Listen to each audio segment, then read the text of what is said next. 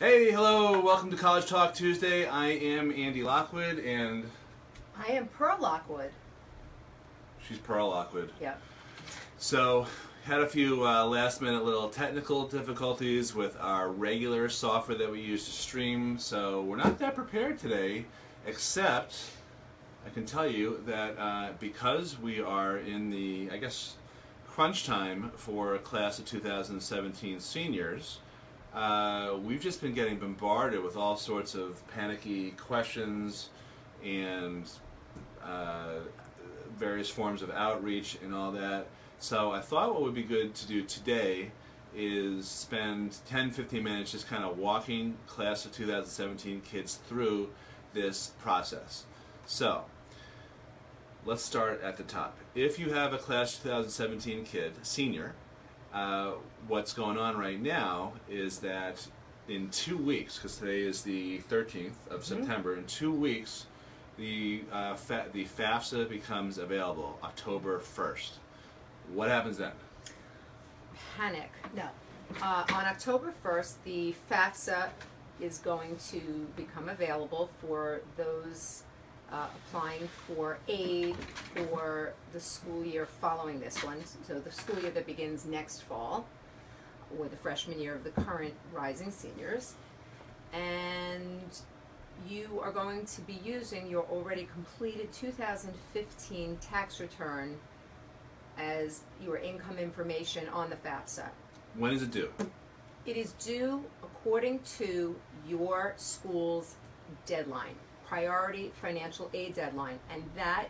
Is there more than one deadline for each school? Yes, there are more than one deadline. Maybe not for each There is school. more than one deadline depending on how you're applying to that school. If you are applying early decision or early action, then that priority financial aid deadline is likely to be in the fall, starting October 15th is generally the earliest deadline for the early application or early decision. And then it goes in increments of about 15 days depending on the school. So November 1st is a big deadline, November 15th is a big deadline, December 1st. And of course, if you're applying regular decision, that will be a different priority financial aid deadline. And your financial aid deadlines are different than your application deadlines. So don't confuse the two.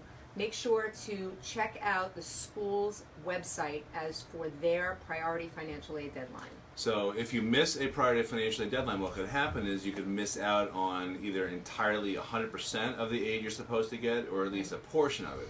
So the priority financial aid deadline for your financial aid application, and I'm just saying this slowly and clearly so you understand, them. I know you understand. Yeah. Can you just relax a little bit? She's so tense. It's financial aid season. This was a lot to, you can lean back on the new chairs that you assembled. Do you like the new chairs?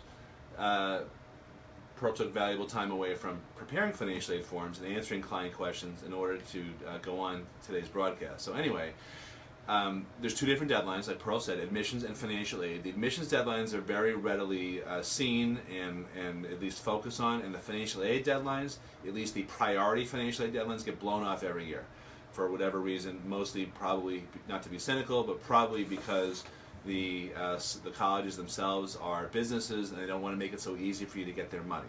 That's our theory. So that's the first thing. The second thing is, don't look anywhere else other than each college's website for its priority financial aid deadline. You could look on the FAFSA and be misled because the deadline for the FAFSA itself is June 30th. Don't ever think that that is your priority financial aid deadline. It's not that. It is whatever the school says it is. Now, if you, you mentioned this before, if you're applying early decision to a school that requires the CSS profile in addition to the FAFSA. Now there's two main forms, there's others, but the two main forms are the FAFSA, which is about 108 questions, and the CSS profile, which is roughly double. And if you're applying early action or early decision, and your deadlines for application are November 1st, November 15th, or maybe even October 15th, be very suspicious that you may also have a priority financial aid deadline that coincides with that admissions deadline. Be very suspicious. We're not saying that's when your deadline is to file your financial aid forms, but you should be just double check. So you could have earlier deadlines than you thought. And this is, of course, different from last year when Right. last year, the FAFSA came out on January 1st. So bottom line, FAFSA is available October 1st. That's not necessarily your priority financial aid deadline, but you need to be very aware that you have priority financial aid deadlines. Absolutely, and the schools encourage you to get your financial aid application in sooner rather than later because it takes them time to go through and put together. When you file the financial aid forms, be it the FAFSA and or the CSS profile, that act of filing triggers each of the schools you submit the financial aid forms to prepare an award package for your student. So the reason that the Department of Education moved back the deadline, the availability of the FAFSA to October 1st. Even we confuse it. Yeah. Is to afford families more time with the awards they are given from the schools so that they can consider the financial piece with more time and more care that instead, before this year, it was you would hear what you're getting, you'd hear whether you're in or out of a school, you'd hear your acceptances, but you'd be waiting and waiting and waiting to get that finalized award package. And for many, many people, that makes a very big difference. So the timing used to be that you would find out whether you got in much earlier than when you got your financial aid award, and you typically get a financial aid award somewhere around March or April and have to give your housing deposit by May. Right. So what the Department of Education Undersecretary Ted Mitchell, is it? Yes. Is that his name? Yes. Okay. Is he the For now. Is he the undersecretary? Yes. No, they're elected to a term. I don't think they get. Okay. Yeah. What the hell is that? Not for now. Okay. So anyway, what the Department of Education, through whichever mouthpiece they're using, has encouraged every college to do is to accelerate that time period so they can get the offers out earlier. This way, you're not making the decision on not only where to go but how much to pay and negotiate that. A lot of schools will negotiate. You don't have this compressed of a time frame. That's what we're hoping for this year. Yes. There's no way every college is going to comply with that, I'm sure, but that's the theory. So we're hoping it's going to be a little less stressful this year because in every year past, April is a very, very busy month trying to negotiate with colleges prior to that May 1st deadline. Exactly.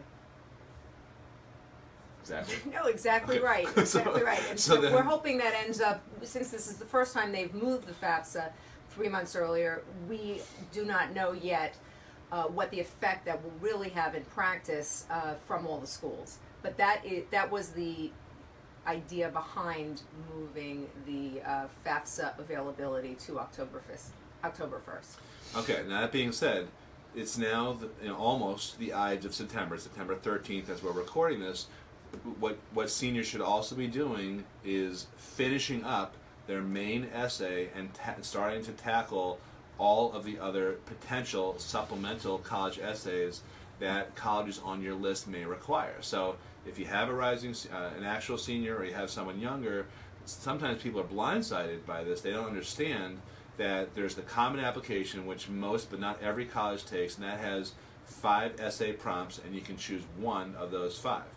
That's great, but you may also have additional, usually shorter writing requirements from other colleges, from the colleges on your list, and this can vary. Some schools have none, and some schools have 5 shorter supplemental essays to write also, and that becomes really a equal parts creative writing and time management exercise. You need to do both. You, of course, need to write a grammatically correct, interesting essay that's going to help sell you to the schools, but which is marketing, but you also have to manage all this stuff, and you can't just write them at the last minute. So some kids are slower at this than others. You need to allow ample time to do that. In addition to that, you want to fill out the Common application as best you can. Go to commonapp.org, COMMONAPP.org, and get started, if you haven't already, on your actual Common App. Now, our clients, for the most part, are finishing up the Common App, but if you have a November 1st deadline and we're a month and a half out, plenty of time. The Common App itself is not that challenging. It's really not that hard. It's really the essay that's the biggest pain in the butt to do. And the next, in terms of the hierarchy, essay first. And the next thing is the list of activities on the Common Application, because those can be used to sell your student, to explain why this is how you should, this is the type of kid you should pick who's going to stand out compared to 5,000 other kids with the same grades and scores. It's the activities that can provide that. Most of the time, not every time, most of the time we advise our clients to submit an actual resume, because there's more space for kids who have done all sorts of crazy extracurricular activities, or had their parents do the extracurricular activities for them. One of Pearl's favorite rant topics. By the way, I signed my email today, Ranting Andy. I like that. Yeah, I know that.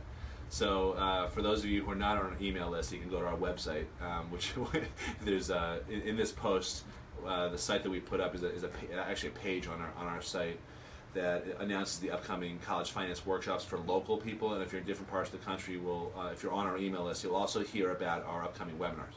Anyway, the resume can be a selling document, especially if it's 2 pages, and that can help explain why, again, you should be chosen compared to the other thousands of kids who have the same grades and the same scores. So those are the biggest things to do right now: the financial aid, the Common Application essay, the Common Application activity sections and/or resume, and the Common Application itself, which is not very challenging. It's just your name, your address, classes you've taken, and I guess the last thing that I should say is make sure you get with your guidance counselor sooner rather than later.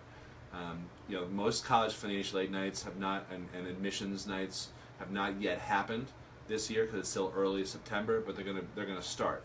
So if you have recommendations to ask your teachers for, if you have transcripts to gather, if you have all these little things, get with your guidance counselor in the next couple of weeks. You're not late at all, you're early actually, and sit down with them and just say, okay, here's my college list, it's pretty much final. Here are the people I've asked to do recommendations, and they're going to coordinate everything with you through usually through Naviance, which is a school selection software that high schools use, or there may be some other system. But lean on your guidance counselor early, don't wait till November, don't wait till the end of October. Do it at the end of September. Make sure that they are on top of their SHIT. Make sure that they're not, because every year we hear horror stories about how kids have gotten in their applications months early or weeks early, and the transcripts never showed up because the guidance counselor blew it off, or was too busy, or thought that they sent it but they didn't. So it's incumbent upon you, and this is an area actually where I think that parents can help kids out a little bit. We're more about letting kids handle this whole process themselves, but sometimes the admin stuff and the organization, that parents can really help with that. Personally, I have no problem with that. Do you? No.